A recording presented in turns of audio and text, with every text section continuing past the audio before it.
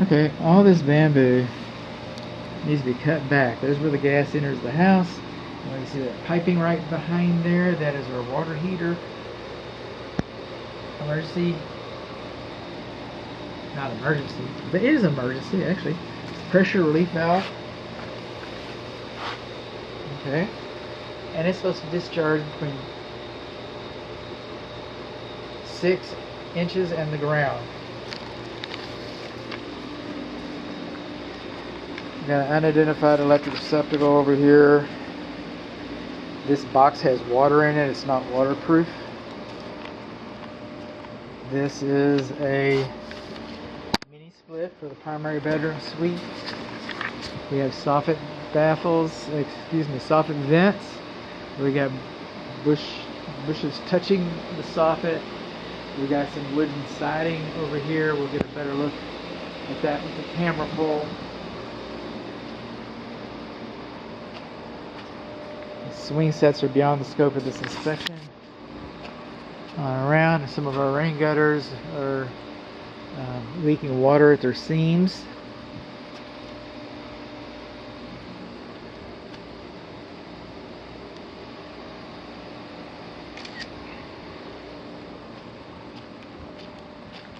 Got one bent screen.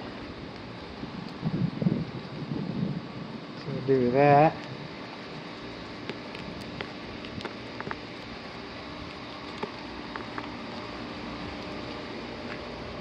Two bent screens.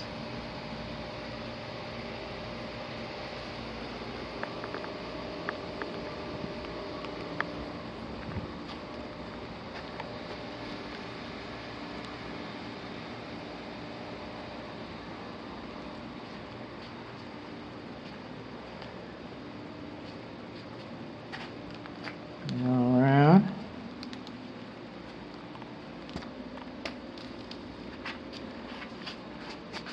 Now there might be some discussion here about the electric receptacles like this, whether they need a in-use cover. Some people say that it's covered under the porch, and some people say this porch doesn't go far enough and wind-driven rain can still get to it. The reason why we want an in-use cover, because we got like these party lights over here, and they're hooked to it. But now if wind blows, it can go inside there. Okay, so it's not a weather cover if it's in use. So we need an in-use cover. We've got some cracking on some of our glazing strips here. Got another bent screen. Screens are showing signs of their age. So the streaking is from cleaning. Okay. But this is a perfect example, though. I might as well go. Brick is a very good building material. Okay. This house could burn down. We could reuse the brick. All right. Brick is a very good insulator. Architecture is regional. We use brick a lot. Okay, that's nice. It's good. But brick is also very porous, and when water hits brick, it goes right through it. So it was designed to handle some water. Because architecture is regional, we want to use the brick. It's a good material. So we have some design considerations for using the brick. And those design considerations are weep holes.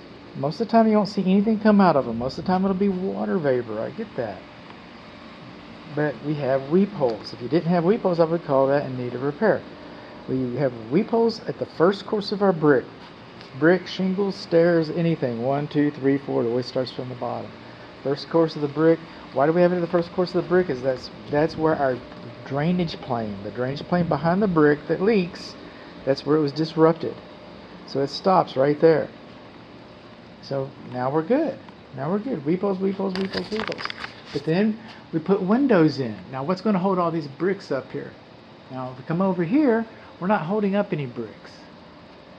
Alright? If we come over here, we're holding bricks up. What's holding those bricks? We have metal lintels holding up our bricks. Alright? What do those metal lintels do? They disrupt the drainage plane. Oh, so we're supposed to have weep holes on our lintels. So like all this little rust is forming right in there, we should have a weep hole. Should have had a weep hole. Okay, 2 weep holes over here actually. 2. We should have had 5 weep holes right there. We don't have any weep holes. Okay, wow, bud. How do you really feel about it? I feel like we need weep holes. Our exterior light fixtures, they should be sealed, okay, to keep water from getting into the brick.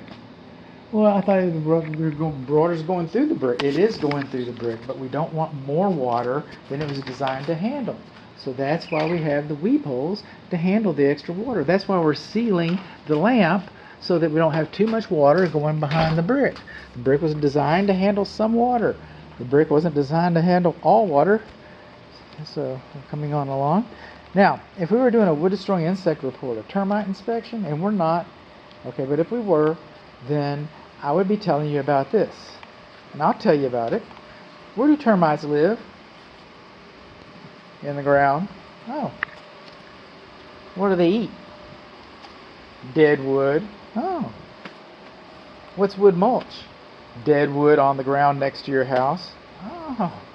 It's called a clue. It's called a clue. So, what do? I mean, you can put rubber in there, you can put glass in there, you can put lava in there. You know, my wife puts mulch in there, and it's what she wants. I say, babe, you know that it's going to cost, you know, she knows what she wants.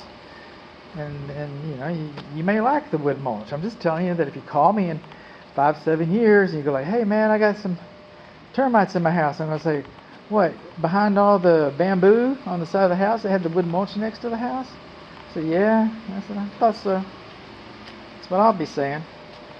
So, but that's it. That's our wood mulch. That's our wood mulch story for today. We got a bib faucet. Another thing that's conducive to wood destroying insects, and by design, because everybody wants a fence, you got to keep the dog in, right?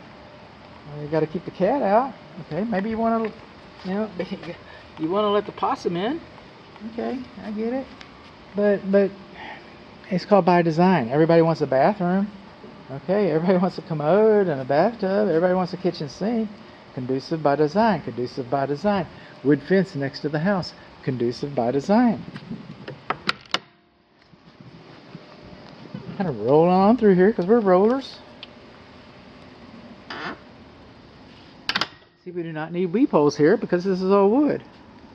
Got a little separation, okay, starting to form on our vertical casement. Write that down.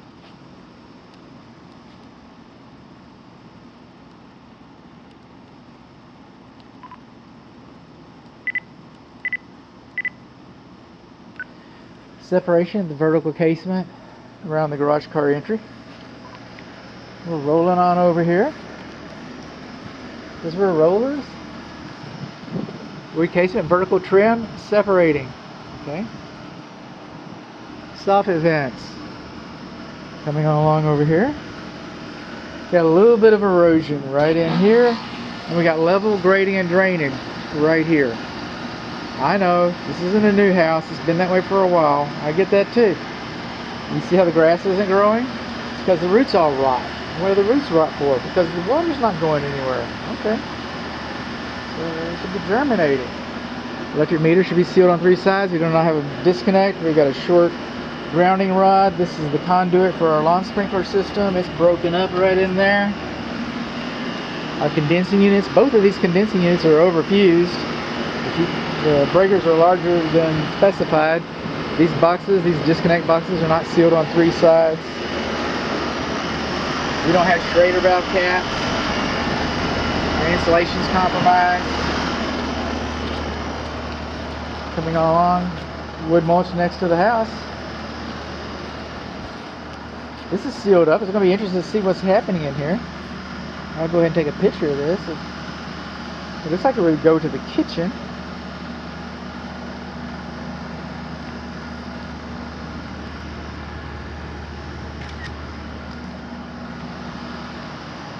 It's a control joint. We don't expect to have this much brick in North Texas and not have some movement. So we got control joints. It's a control joint right there. We want to check that sealant every once in a while. What's up there? Like we're missing a... Nope. Optical illusion. There's our cap. Okay.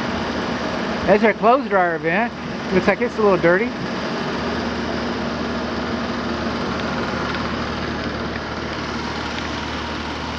Coming along here, we got that pipe right up there. You see water coming out of it, you know you got a problem with your air conditioner. Call the air conditioning guy. This is a clean out. This looks like the new vent to replace that vent, but we'll see. And then our rain gutters, we've got some leakage at our rain gutter corners. A tree should not be placed closer to the structure than 25 feet to allow for root expansion and growth, and trees rubbing against the roof and termites and everything else. Now, this neighborhood also has a homeowners association, so you might want to check before you go ripping all your trees out, because I said so.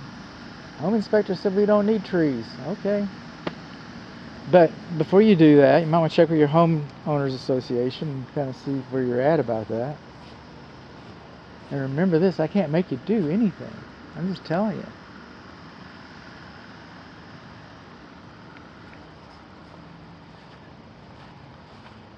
Speaking of design and can't make you do anything, remember brick is porous, right? So brick is porous. Water comes off of the roof over that little faux dormer, and then it stains all your siding over there. You know why? Because water's getting behind there. We've got flashing trying to keep the water out of the wall, but above the wall we're just pouring water right on top of it.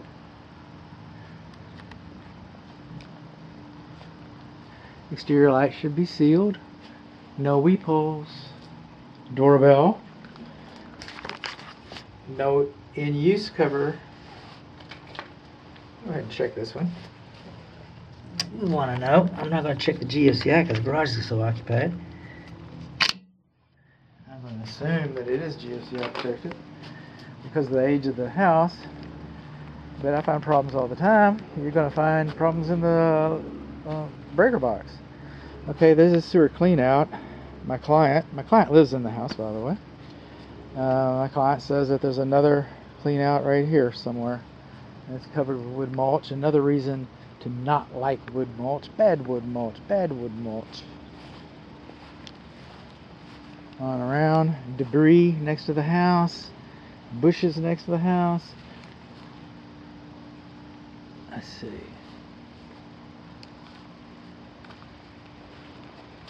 Trees next to the house. You know what I'm not seeing? I'm not seeing a lot of movement in the brick. Just not. Wood mulch next to the house. Our planter box has got some issues. That's not structural. That's a decorative thing. Critical alerts, man, they will not let me alone. My phone is driving. My phone is a beast of burden today. Grass is growing a little better on this side. My client was telling me that everybody's aware we needed surface drains over here. My client warned me about this. I was able to see a little bit from the other side. But yeah, buddy, I just want to see what I could. Yeah, this stuff is hard to get rid of.